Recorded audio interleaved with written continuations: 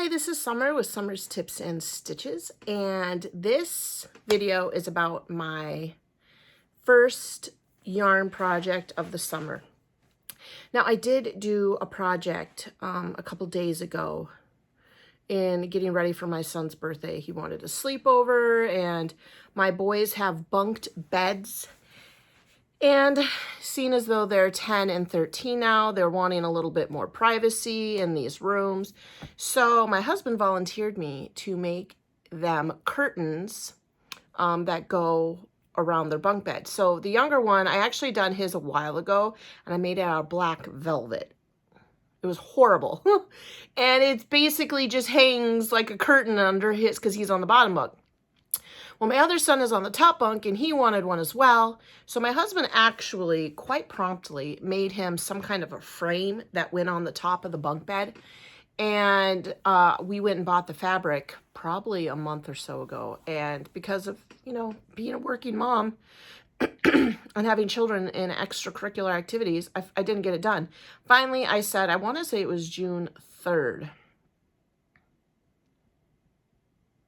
I said, fine, I'm going to sew these and I'm going to get it done. And I don't love math, and math was involved because he wanted them 52 inches long, but then also I had to account for, you know, folding the end over and sewing it so it had nice clean edges, not the cutting edges. And then also the fabric, the way that the picture was on the fabric, I had to hold them, I had to do them sideways, not the way they came off the bolt. And then, of course, you have to have the amount that folds over the bar. And so you had to add how many inches that was. And it was crazy. I finally got it done. They're all 3 different lengths, but the first 2, the first 2 are just like barely a ½ inch apart. So I was like, whatever, that's going on. And then the other one is quite a bit longer, but that one is on the base. So there's 2 front panels that go along the side, and then 1 on the back end of the bed, the foot of the bed. So I sewed those, and that was a pretty, I mean, that was a long day of sewing, because those were, ended up being like 56 inches this way. I don't remember how many wide. And so it had to clear off the whole table. I had to set up my whole sewing section upstairs.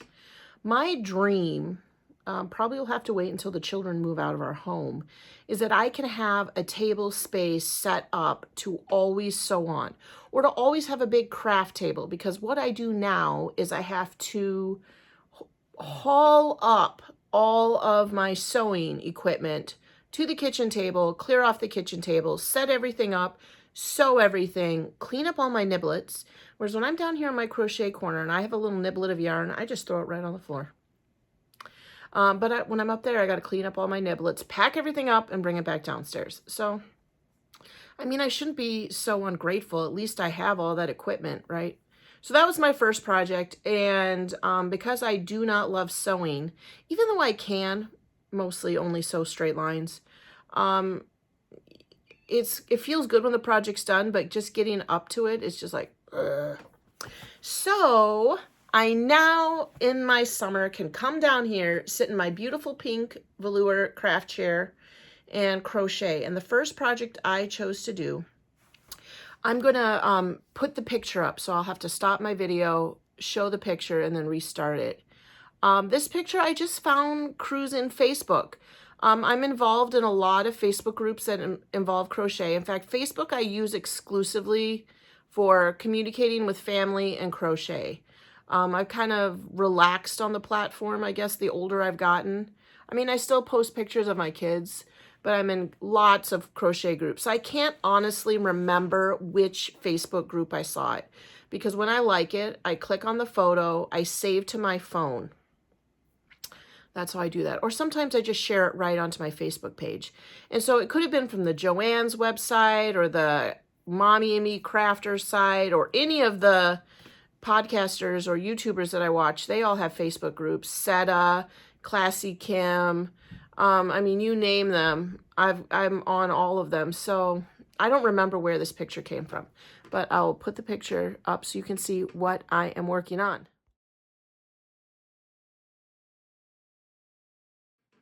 Isn't that cute? So right now I'm really in I'll show you what I've gotten done, and then I'll tell you the problem I'm at.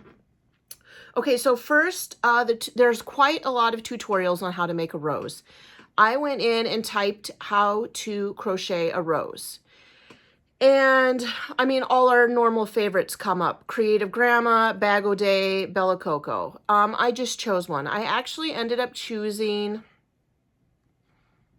Bag O' Day. I'm not quite sure why, since usually I'm like Bella Coco's #1 fan, but I did because I guess I haven't watched a lot from her in a while.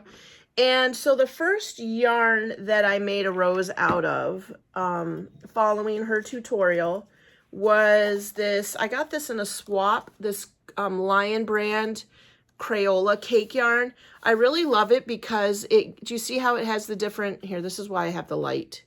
Do you see how it has like the different shades of red in there? A light red, a dark red, and a regular red. Ooh. Now I'm gonna, now I'm gonna shine that over there. Oh. I made this rose with the red. Now, the only thing that I did different in regards to, look at that. I could even make it in a headband. Wouldn't that be cute?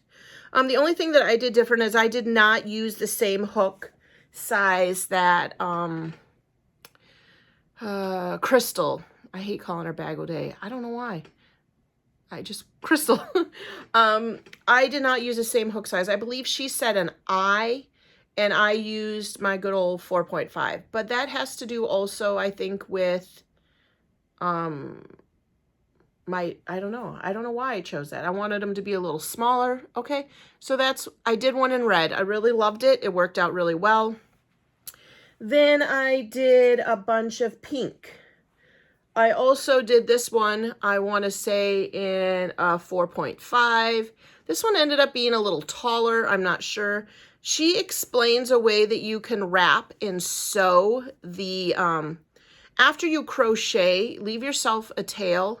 And then as you're twisting the yarn up into this like rose pattern, I hand sew it. I get a darning needle and I just sew the layers together so that it won't fall apart. And so this pink is Red Heart Super Saver pink. This is just their cheap generic pink. I did at one point try to switch to a 5mm hook, which I think it must be this one. And I just felt like it was getting too big, so I went back to 4.5. And so I made 4 pinks. Then this yellow is Crafter's Secret Pale Yellow. I originally got this yarn, when I was making the Friendly Bird Fox's dolls, because my nieces and daughter are blondes. So I made 4 of these big, beautiful roses. I'm so excited. And then the next one, which I felt like I have 4, but I'm only seeing 3. Oh, here they are the white roses. This is made with, I love this yarn. Now, I'm going to tell you, not that I'm trying to be snobby, I love this yarn as a Hobby Lobby brand. Crafter's Secret is like their generic cheapest yarn, and then obviously Red Heart. These white roses are so soft to hold. These other ones are stiff and crunchy. Now, because this is going to be a wall art, I don't think it matters how soft or not soft your yarn is, because it's not going to touch your body. So I actually think using the cheapest, crunchiest, plasticiest yarn for this will be better, because it's going to hold its shape, whereas I think sometimes softer yarns can be a little fluffier. But anyway, this is the only whitish cream I had. This I also used for a while, was the only color I could find to make, like, I was making dolls, white girl dolls with this. I eventually changed to something else, which I don't remember what it is off the top of my head. So I made these 4. Now, if you remember from that picture, they had yellow, pink, white, and purple. Well, here's the problem for me and my crafting horde over here.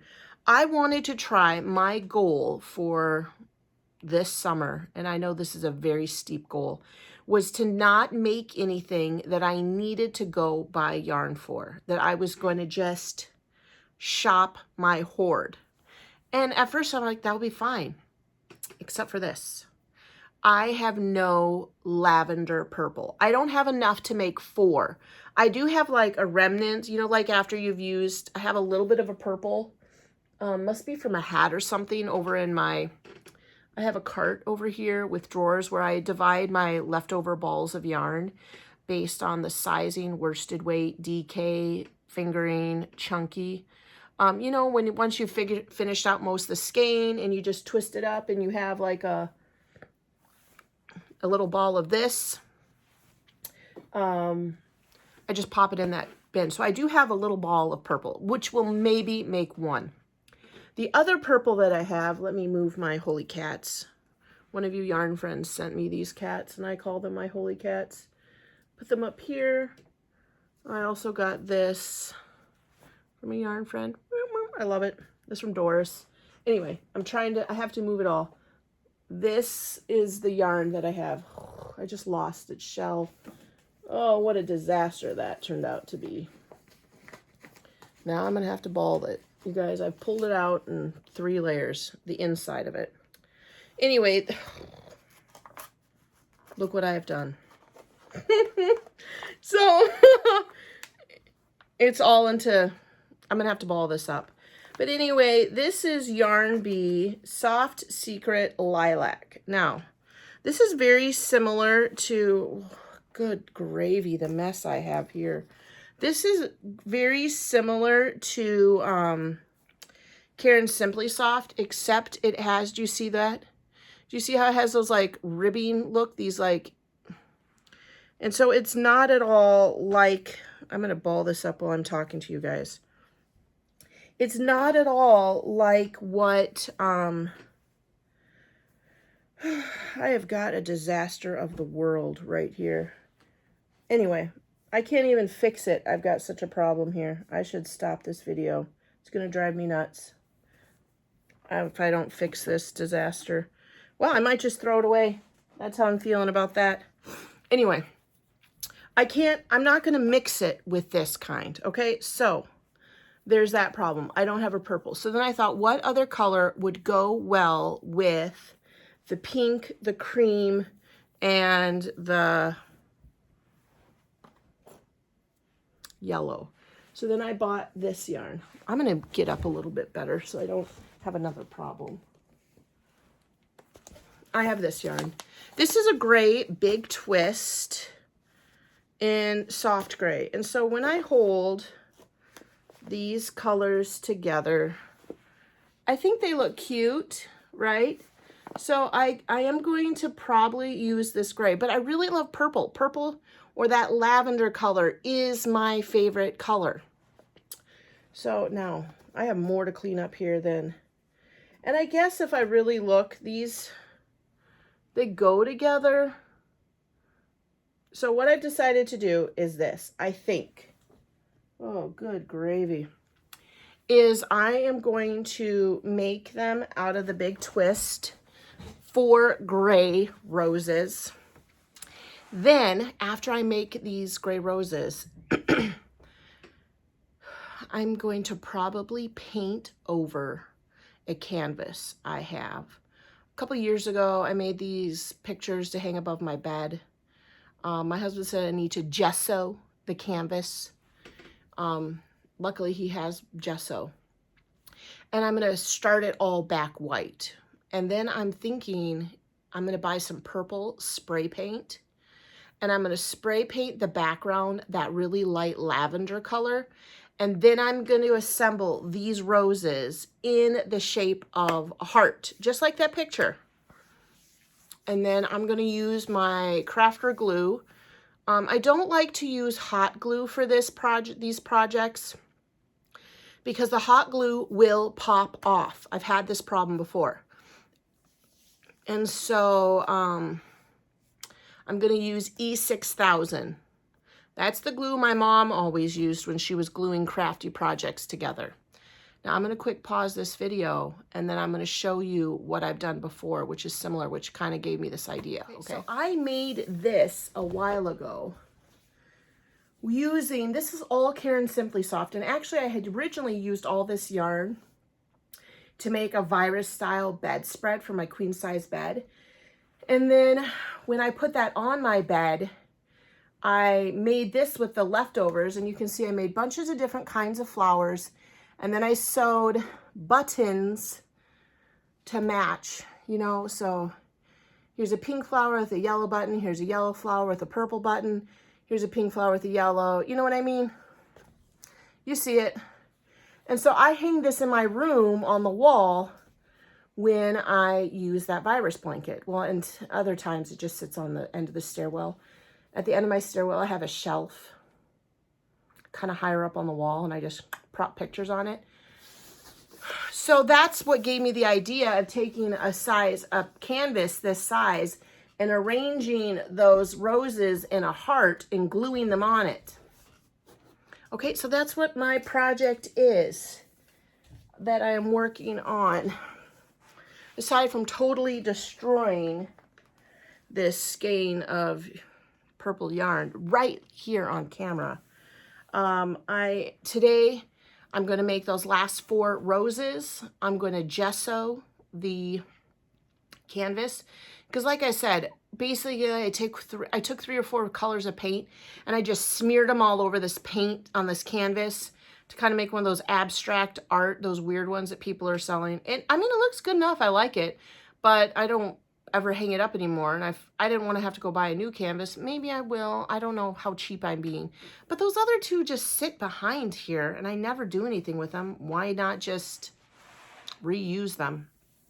So that is my first project. I hope to have it finished conservatively by Wednesday this week. Today is Monday. I have the 4 more roses to make, and I need to gesso the canvas and have it dry. Then I need to get some lavender paint or spray paint. The reason I'm thinking spray paint is because I think that acrylic paint will take 100 years, and it'll take probably a whole bottle. And it might just be nicer to just take it and spray paint a nice, even light purple coat, and that will have to dry, and then I'll lay out the roses. So I think this should be done by Wednesday.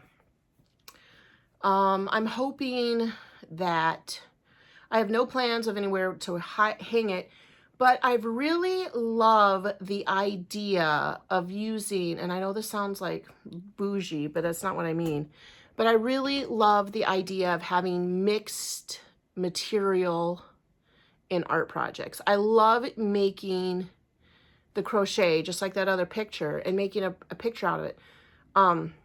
This will be my 3rd. That was my first one ever. And then I tried another one where I actually crocheted flowers and I want to say butterflies. And I glued them onto the canvas and I painted it, and I brought it to a craft show and actually sold it for $50. I think I have some videos in the past where I talk about it, or I actually like painted one in the video. I don't know. I'll look for those old videos and link them. So I'm very excited. When I saw those roses in a heart, I thought, you know what? This would be a really cute wall art. This would be cute to hang in a baby's nursery, or if you just have your own craft room, or if maybe this is just your style or your bathroom, whatever. I don't know. And I will tell you that I have had this painting, this art project for 2 to 3 years, and the flowers have never fallen off. And that is why you can't use hot glue. You have to use the E6000. It comes in a gray bottle, and the E6000 are a white, and it has a little red rim around it. Once I go to Hobby Lobby to buy it, isn't that a weird sounding way of saying it? To purchase it, I'll show you the E6000 if you've never heard of it, but I think you can also get it at Walmart. But that is my video. That is my first project. Then I need to come down here and do some housekeeping. I've debated leaving my camera running and then have my husband fast forward it, and you can watch me clean my crafty corner. And I'll like put some music in the background because I've just learned how to do that. Thank you, Madeline. I don't know if you're interested in that, if you think, Summer, that's a terrible, terrible idea.